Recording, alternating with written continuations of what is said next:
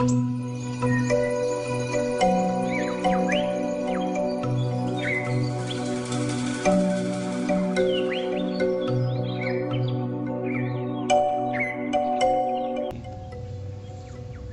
yang dikatakan ataupun yang disebut Kabuyutan Ciburu itu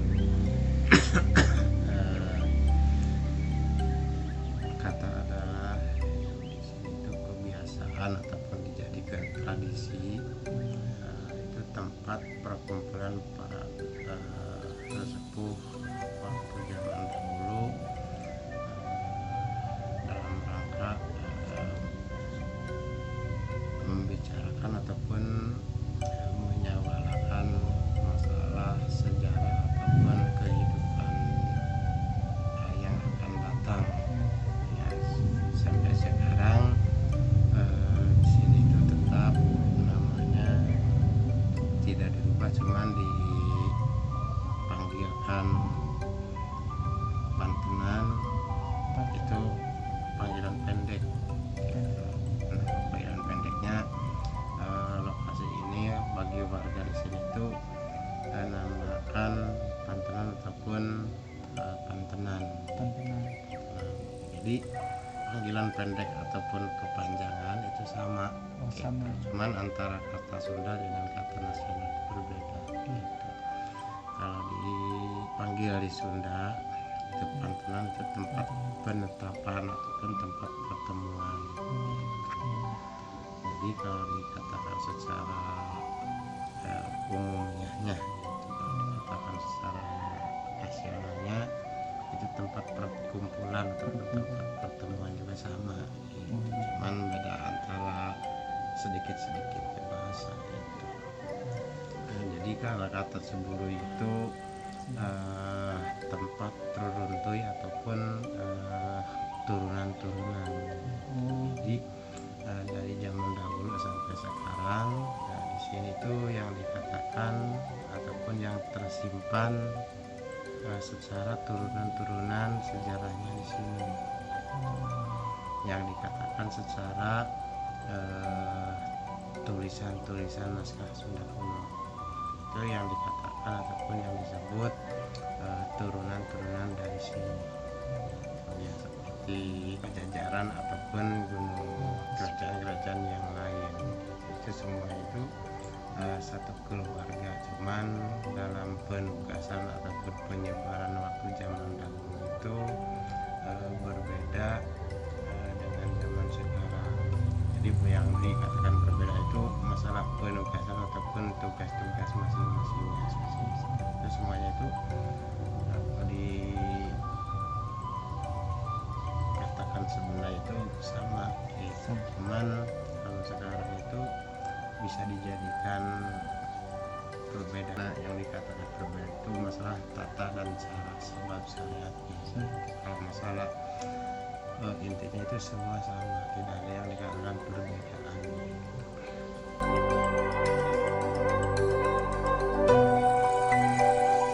Asal usulnya situs ini ataupun Kabuyutan Ciburu ini, saya juga tidak bisa untuk menjelaskan seperti apa-apanya gitu. Jadi dalam sejarah ataupun dari bahasa turun temurun pun juga ini dari dahulu sudah ada gitu, yang dikatakan seperti tempat untuk pertemuan yang dikatakan alamnya ataupun bangunan-bangunannya. Cuman waktu zaman dahulu zaman sekarang itu berbedanya.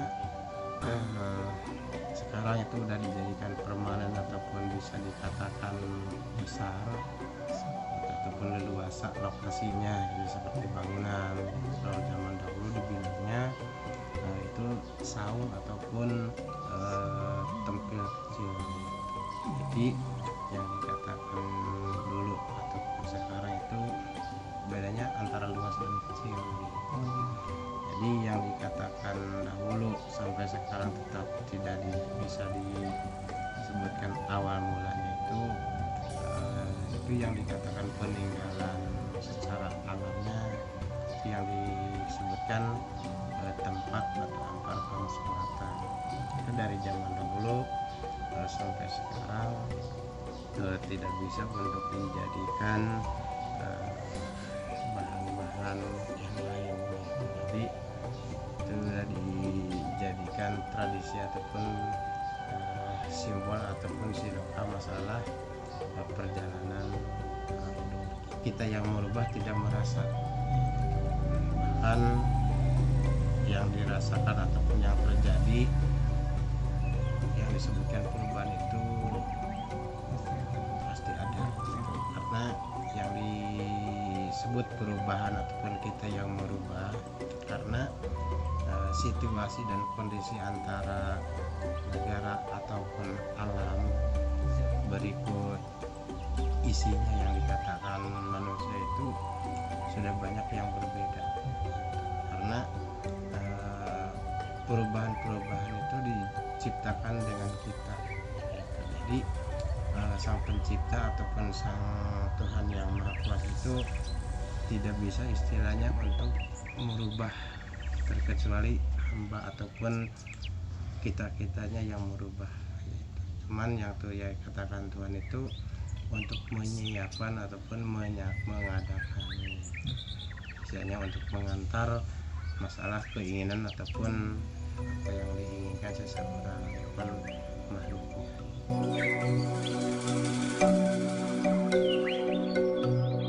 Jadi yang disebutkan peninggalan-peninggalan yang dikatakan itu ya seperti bangunan ini ataupun yang disebutkan Batu Ampar Tong Selatan itu lokasinya berbeda ataupun berjauhan, cuman yang dikatakan hutan larangan itu juga semuanya berlingkungan di sini, cuman tidak bisa dimasuki secara semaunya gitu.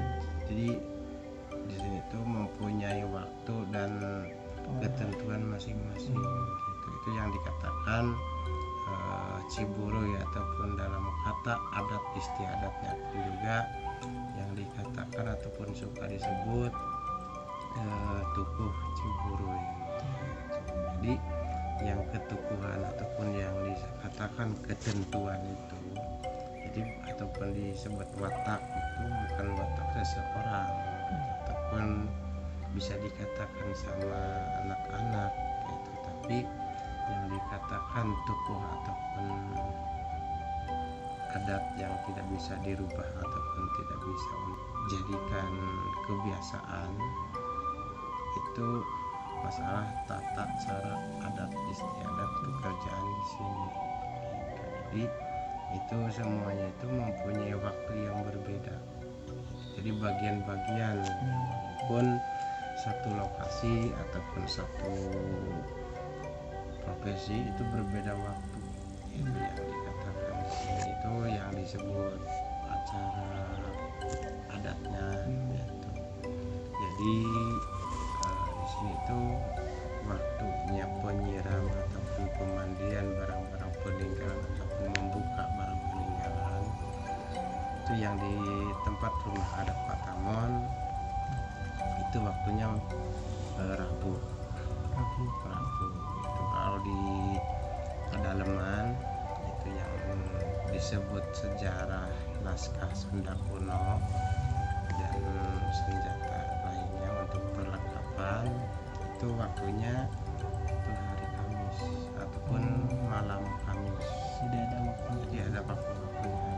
Jadi walaupun salokasi tapi kenapa berbeda waktu itu karena itu mempunyai, jadi supaya tidak bisa untuk